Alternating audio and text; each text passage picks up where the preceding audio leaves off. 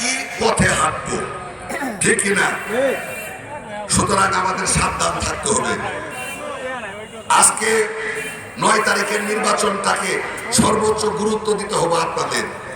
12 তারিখের নির্বাচনে আমি যদি অল্প ভোটে পাশ করতাম কোনো সমস্যা থাকতো না, কিন্তু 9 তারিখের নির্বাচনে ভোটের ব্যবধান যদি বেশি না হয়, 9 তারিখের নির্বাচনে ভোটের ব্যবধান যদি উল্লেখযোগ্য না হয়, তাহলে কিন্তু আমাদের নেতা মাননীয় প্রধানমন্ত্রীর কাছে আমার কিন্তু মূল্য থাকবে না, ঠিক না? আর আমার যদি মূল্য না থাকে, আমাদের এলাকার তৃণমূলের নেতা কর্মীরও কোনো মূল্য থাকবে না। সেই জন্য সম্মানিত এলাকাবাসী, আগামী 9 তারিখের নির্বাচন, যেহেতু বিএনপি সরকার ক্ষমতায়, আগামী 9 তারিখের নির্বাচনে যেহেতু আমাদের প্রধানমন্ত্রীর দল বিএনপি, আমার প্রতীক আমাদের মাননীয় প্রধানমন্ত্রীর প্রতীক ধানের শীষ। সুতরাং আগামী নির্বাচনে সর্বোচ্চ ভোট যেন ধানের শীষের পক্ষে হয়, সেই লক্ষ্যে আপনাদের কাজ করতে হবে।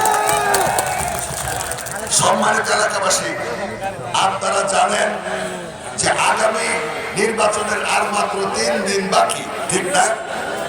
আজকে 5 তারিখ, 6, 7, 8, এই 3 দিন প্রত্যেকটা পাড়া মহল্লা গ্রামে আপনাদের পাহারা দিতে হবে। এই জামাত তারা নির্বাচনের 2 দিন তারা ভোট কিনবো, তারা গ্রামে গ্রামে ঢুকবো, আপনার পরিবারে ঢুকবো, তাদেরকে পাহারা দিতে হবে, তাদেরকে আটকাইতে হবে এবং আইন নিজের হাতে না তুলে পুলিশকে সোপর্দ করতে হবে যদি কেউ টাকা দিয়ে ভোট কিনতে চায়। সম্মানিত এলাকাবাসী, আমাদের মাননীয় প্রধানমন্ত্রীর অনেকগুলা প্রতিশ্রুতি আছে। আপনারা জানেন কৃষকদের জন্য কৃষি কার্ড দিব, ঠিক না? আগামী 14 তারিখ আমাদের প্রধানমন্ত্রী কৃষি কার্ডের উদ্বোধন করবে। এই কৃষি কার্ড প্রত্যেকটা কৃষক প্রত্যেক মাসে সরকারের পক্ষ থেকে ভাতা পাবেন।